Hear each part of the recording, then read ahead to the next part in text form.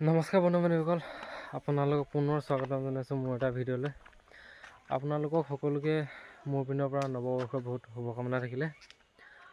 আজি নৱবৰ্ষৰ ষ্টাৰ্টিঙতে আজি 2 নৱেম্বৰ, আজি এটা আমাৰ নতুন পৰিয়াল গোট খাইছে।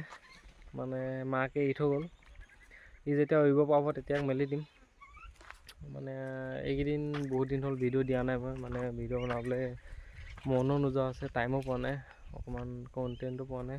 এতিয়া পৰা আকৌ ভাবিছোঁ নতুন বৰ্ষটোত আকৌ নতুনকৈ ষ্টাৰ্ট কৰিম, নতুন ভিডিঅ' দিম, আপোনালোকে মৰম দিব।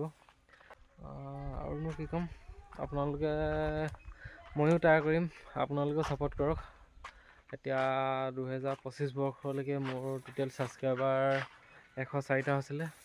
2026ৰ শেষৰলৈকে মই ট্ৰাই কৰিম 1K কমপ্লিট কৰা। আপোনালোকে ছাপোৰ্ট কৰক, যেনে তেনে 1K এটা কমপ্লিট কৰাই দিব।